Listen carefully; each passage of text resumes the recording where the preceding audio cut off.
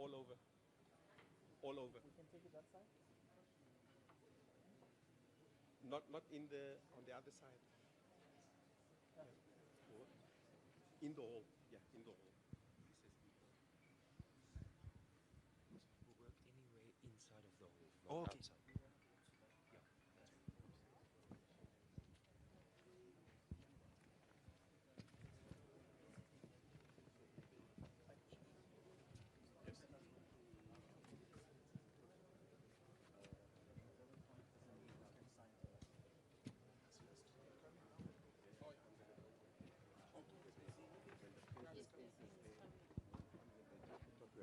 Okay, yeah. Because we need to announce it. Yeah, I'll wait here. 2 minutes. I'll wait here. Let's move EE.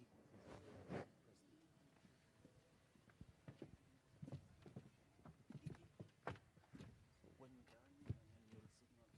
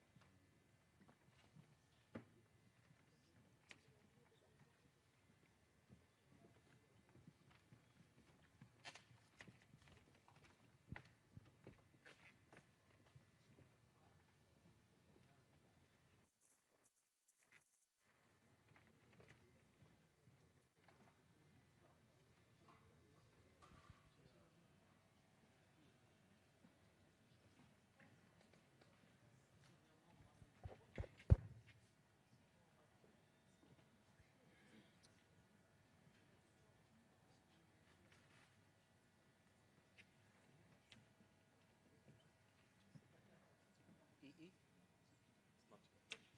EE? So minister will use this one.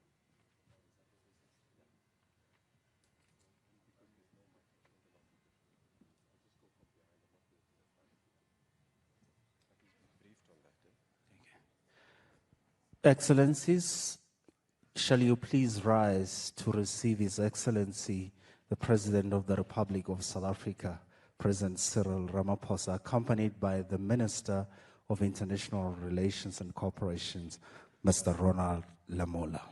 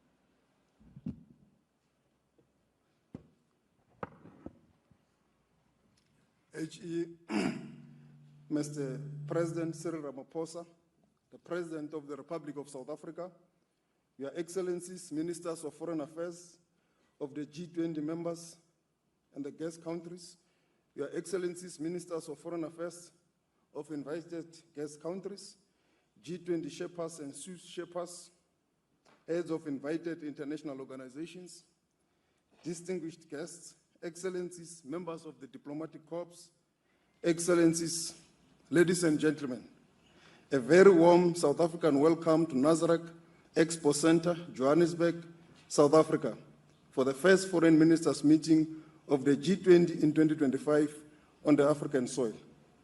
It is also the first G20 Foreign Ministers meeting happening in the African continent.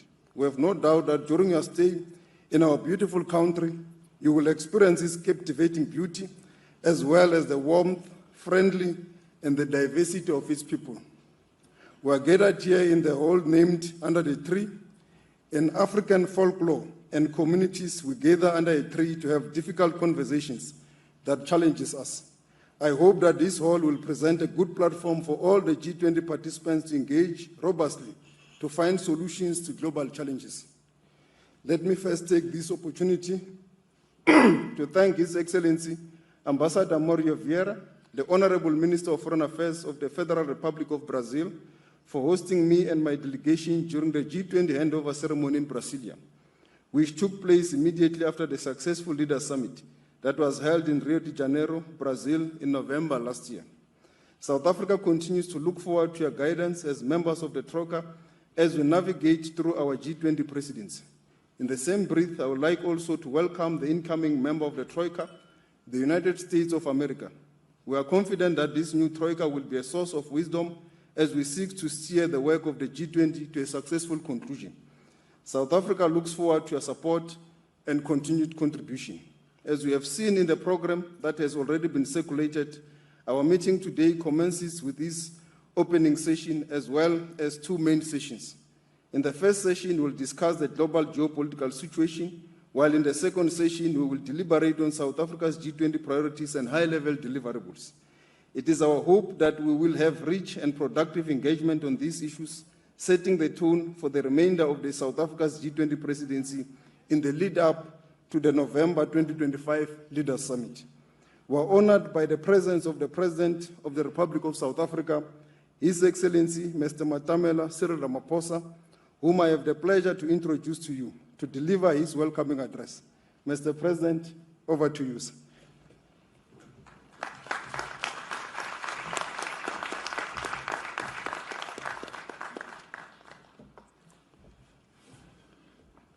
Thank you, Minister Ronald Lamola, the Minister of International Relations and Cooperation of South Africa, distinguished ministers of foreign affairs of the G20 family of countries, as well as invited guest countries, honorable leaders of representative organizations or representatives of international organizations, as well as regional economic communities.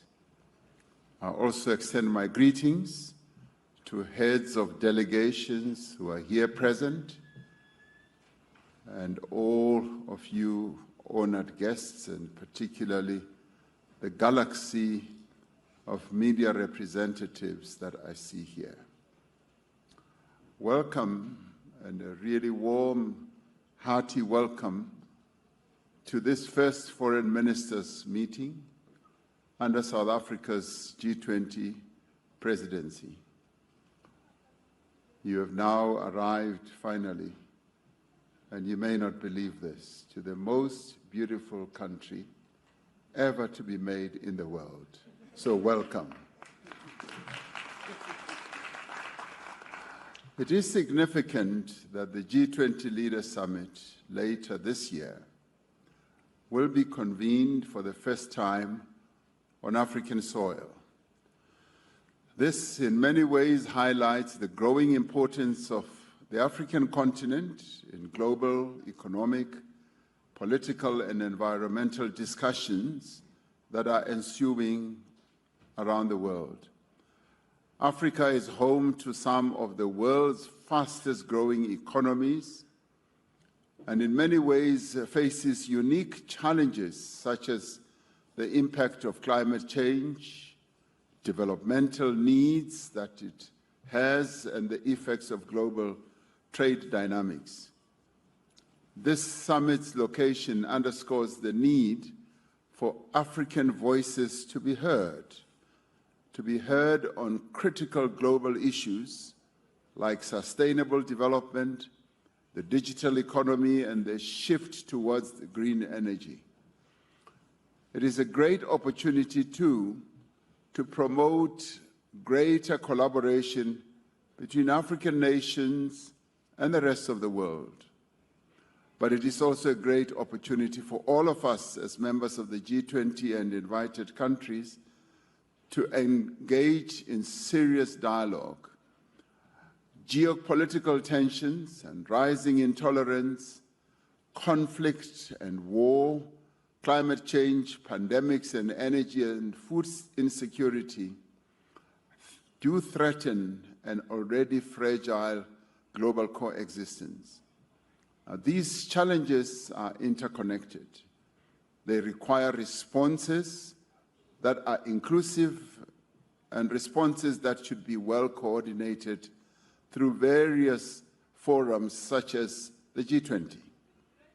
Yet there is a lack of consensus amongst major powers, including in the G20, on how to respond to these issues of global significance. Extreme poverty and growing inequality within and among nations weigh heavily on the conscience of the world. We are just 5 years away from 2030, the deadline for achieving the Sustainable Development Goals as adopted by our United Nations. As the international community, we committed ourselves to this very ambitious agenda to end poverty and hunger, to protect our planet, to achieve greater equality, also gender equality, to have universal education, health coverage, and to promote decent work and sustainable economic growth. Our commitment to achieve these targets, we must not waver from trying to achieve them. The nations of the world look to the G20 for leadership, for inspiration, and for guidance on the most pressing issues confronting our world, more so now at this time in the history of our world. Just as cooperation supported the progress of early humans, our modern-day challenges can only be resolved through collaboration, through partnership, through dialogue, and through solidarity. This is why South Africa has placed as its theme for the G20 the issues of solidarity, equality, and sustainability. These are at the center of South Africa's presidency of the G20. We would like our G20 presidency to be one in which all voices are heard and in which all views should count. The G20 represents over 2/3 of the world's population. Its decisions and policies reflect the needs and aspirations of all who form part of the G20 family.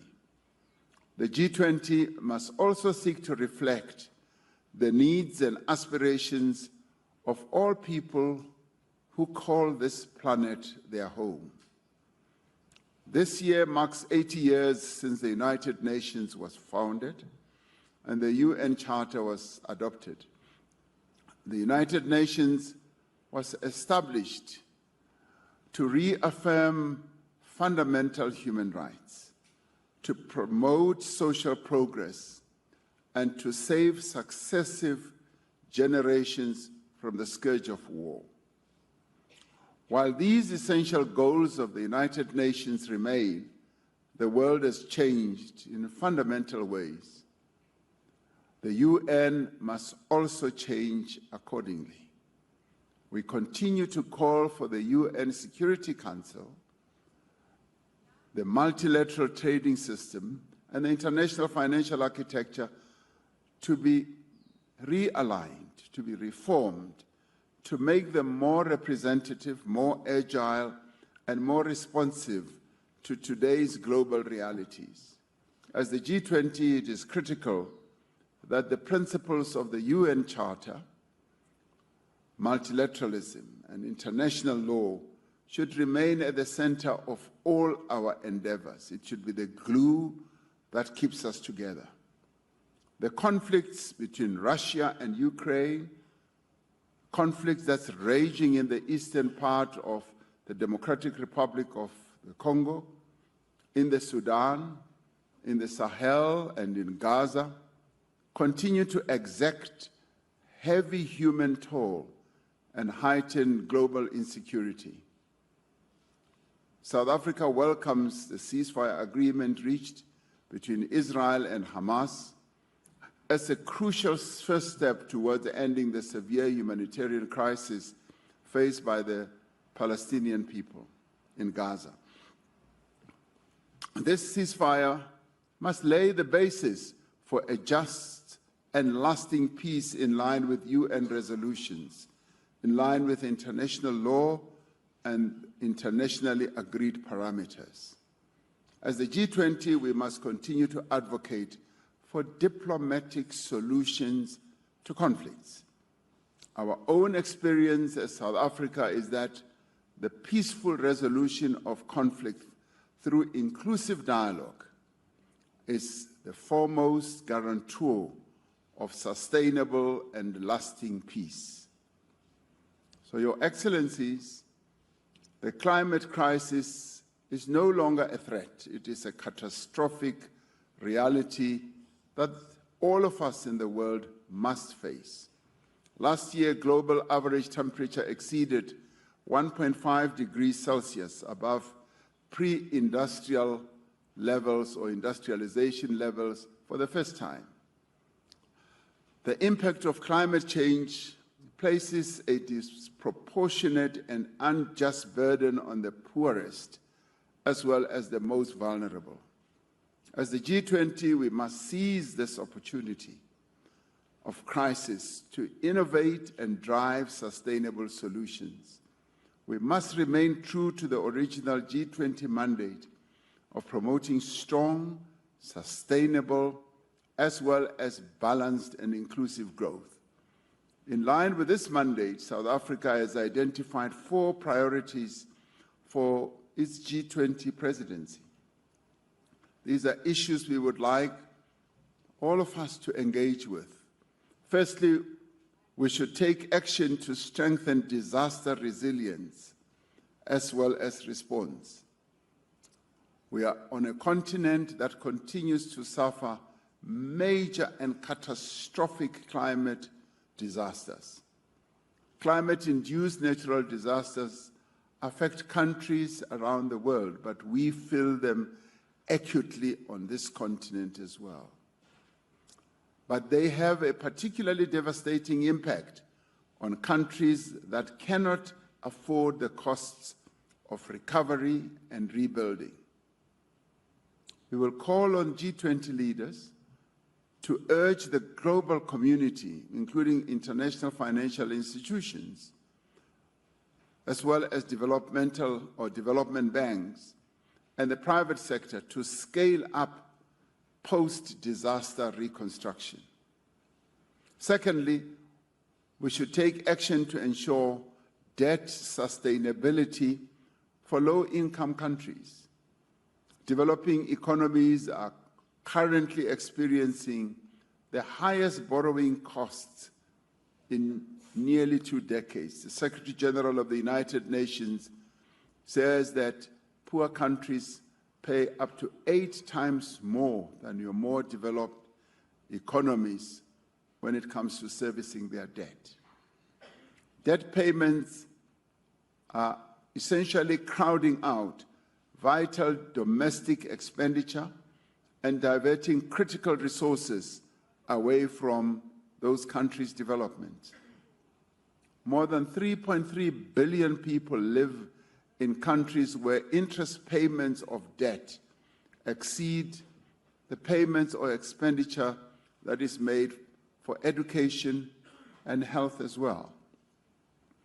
The G20 needs to renew its efforts to advance debt sustainability with a particular emphasis, yes, I would say on African countries, but more broadly on countries in the global south who continue to face those challenges.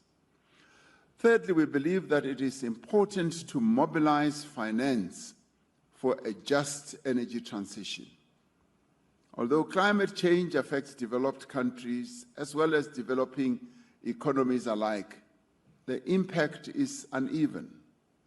Every nation has a responsibility to contribute to global climate effort in line with the principle of common but differentiated responsibilities and respective capabilities.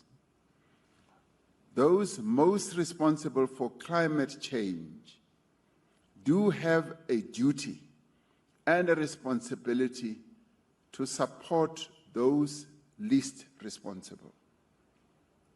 G20 leaders should secure agreement on increasing the quality and quantity of climate finance flows to developing economy countries. Now, this is not new. The world has been dealing with these matters in various forums, and we do believe that the G20 forum is a very credible forum to take these discussions forward. And this includes strengthening multilateral development banks, enhancing and streamlining support for country platforms such as the Just Energy Transition Partnership, which a country like South Africa entered into with its partners, as well as other countries who have followed suit, and also with a view of leveraging private capital more effectively as we address this just energy journey. Fourthly, we will seek to harness critical minerals for inclusive growth and sustainable development. We will champion an inclusive G20 framework on green industrialization and investment to promote value addition and beneficiation of critical minerals. And this we will do with a view of ensuring that the benefits flow mutually to all. And we're not talking about a one-dimensional benefit only. All should benefit. In other words, both the South and the North should be able to benefit. South Africa will seek to take forward the recommendations of the 2024 report of the United Nations Secretary General's panel on critical energy transition minerals. Now, long before our freedom was won, South Africa's founding father, Nelson Mandela, spoke of a society in which all persons live together in harmony and with equal opportunities. This universal aspiration is reflected in the UN Charter. As a premier forum for international economic cooperation, the G20 needs to play a leading role in the global agenda for people, planet, and prosperity. As we strive towards a common purpose, I think it is important that we should remember that cooperation is our greatest strength. Let us seek to find common ground through constructive engagement. Through the G20, we should be able to set the coordinates of a new cause for human progress, one that is founded on solidarity, equality, as well as sustainability.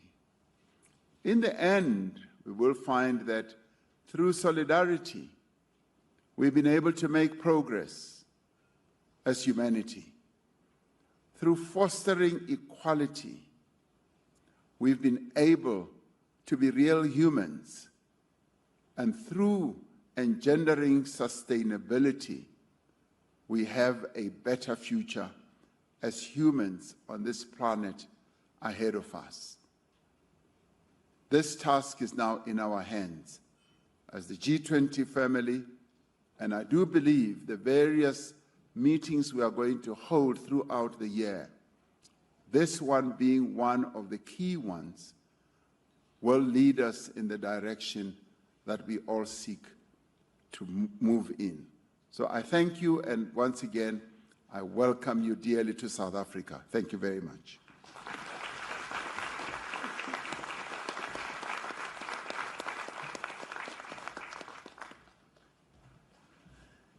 Thank you very much, ladies and gentlemen. We will now have a tea break for 15 minutes, and we will come back to proceed with our agenda. Thank you very much, Your Excellency, President Cyril Ramaphosa.